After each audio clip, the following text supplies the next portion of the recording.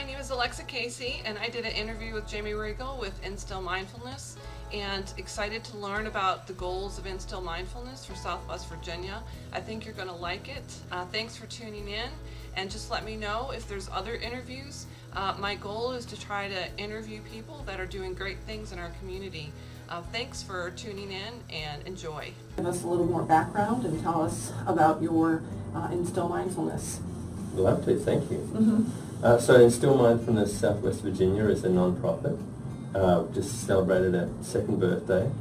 Our vision is to instill mindfulness throughout Southwest Virginia through education and outreach. And the way we're doing that at present, we've got 3 different arms that we're focusing on right now. One is working in schools. We provide in-depth mindfulness training completely free of charge to faculty in local area public schools. We've been working in Montgomery schools and Floyd schools this year, looking at working at Franklin schools next year, and hopefully Radford as well as Montgomery and Floyd, hopefully. And we also have what we call our Insight program, where we provide retreats and workshops and classes to the public. We've got a couple of day-longs coming up and a weekend retreat in October. And we also have what we call our Instill program, where we provide mindfulness-based solutions for businesses.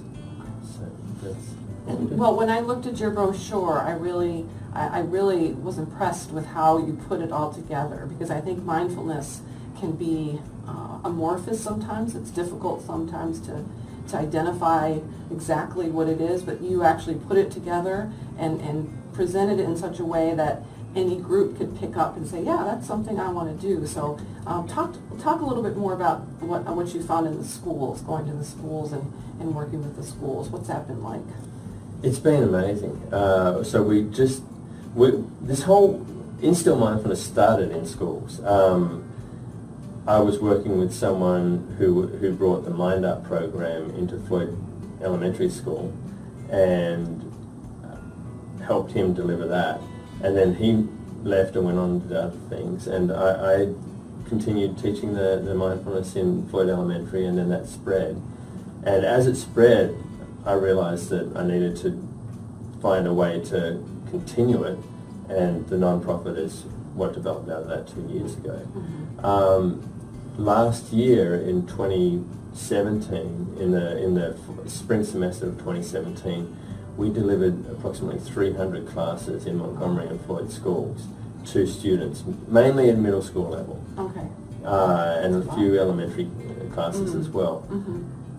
And through that, when we reviewed the program last summer, we realized that it wasn't a very mindful approach to teaching mindfulness. Mm-hmm. It was just too scattered. We needed a lot of teachers to do it. We didn't really have the skill level in some of the teachers that we needed to deliver that kind of programming.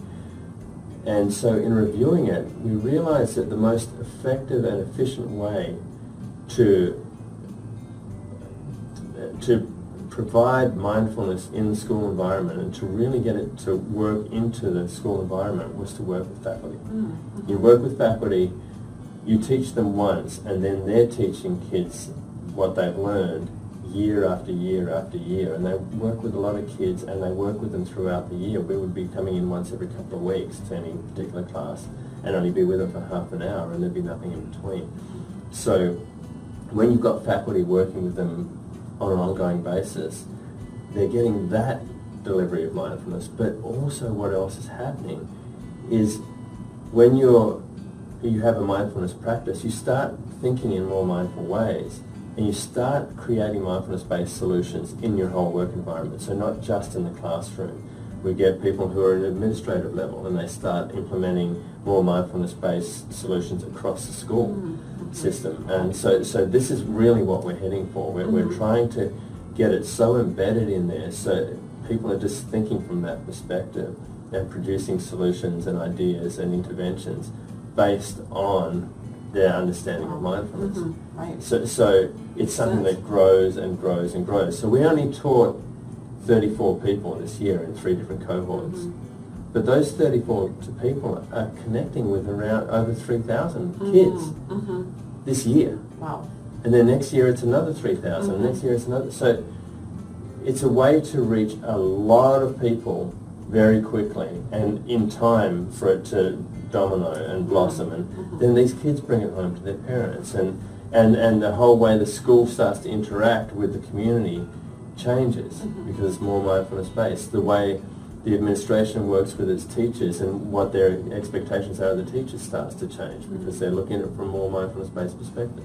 So everything starts to change, and all we've done is teach a class, and then they're bringing their own sense of what that is to their own, with their own skill sets and in their own environment. They're making changes we could never make or we could never suggest.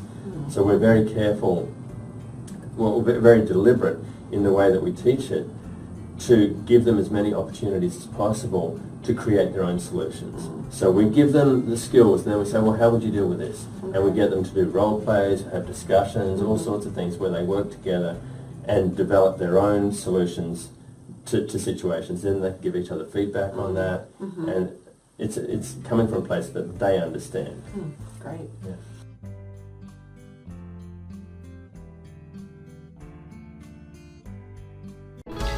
Hi, that was part one of about a 6-part interview with Jamie Reygle. So join us for more, and thanks for joining in.